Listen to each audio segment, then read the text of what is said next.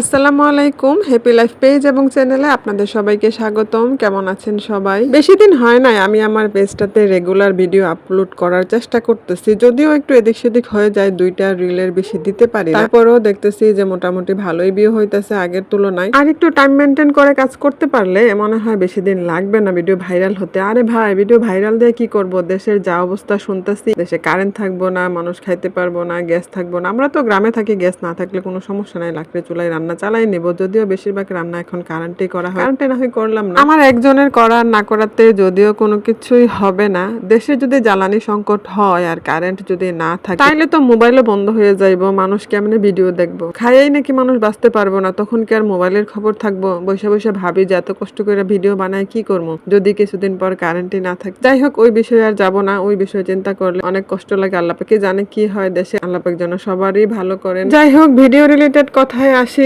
তাড়াতাড়ি করে হাত ধুয়ে নিলাম। এত মজার খাবারগুলো সবাই খেয়ে নিতেছে। আর রসমালাইয়ের তো কি অবস্থা দেখলেনি। আর এদিকে এত মজা করে টক বানাইছে, এক জগ টক বানাইছিল। এটা জগ নাকি মগ, মানে এটা ভৈরা টক বানাইছিল। পাবলিক হচ্ছে টক খায়, যে দেখেন অর্ধেক করে ফেলাইছে। খাওয়া কিন্তু শেষ হয়েছে না, এর মধ্যে ফুচকা কিন্তু আরেকবার ভাইজা নিয়ে আসছে। মাশাআল্লাহ। আর আমরা মানুষজন বেশি ছিলাম, বাচ্চা, আন্ডা বাচ্চা, ফান্ডা বাচ্চা বলেন, সবাই মিলে। আর সব বাচ্চারাই এখন ফুচকা খাইতে জানে, বড় ছোট বলেন। এই যে আমার মেয়ে আর আমার ভাইয়ের ছেলে বসে তো খাইতেছে একসাথে। ওরা তো একটু বুঝতে পারে ফুচকা কি, আর যেগুলো বুঝতে পারে না ওইগুলো ফুচকা। তারপরে এই যে ফুচকার এই যে কি বলে এটা, আলুটা, টক নিয়ে পাগল হয়ে ওদেরকে দিতেই হবে। আর এখানে যে একজন তো খায় শেষ করে ফেলেছে, মানে টক শেষ করে ফেলেছে, ফুচকা খাওয়া এখনো শেষ হয় না। আসলে এই খাবারটাই এরকম, তাই না? সবার কাছে অনেক পছন্দের। আমি হচ্ছে ঘরে বানানোটা খাই, বাহিরেরটা আমি কোনো সময় খাইতে পারি না। বাহিরের মামারা যে ফুচকা বানায়, ওনারা এত ঝাল দেয়, খাওয়ার সাথে সাথে মনে হয় যে গলা জ্বলতেছে। আর আমার ভিডিওতে আমার 2জন শুভাকাঙ্ক্ষী কমেন্ট করবে এখন আইসা, ওনারা মামাদের ফুচকা খুব বেশি পছন্দ করে। ওনাদের নামটা আর বললাম না, বলি ওনারা কেন তো পছন্দ করে এটা তো বলতে পারি। ওনারা বলে যে ঘরে তো খুব সুন্দর করে বানানো হয়, ব্যক্তিগত যে কয়েকটা স্মেল মামারা ব্যবহার করে,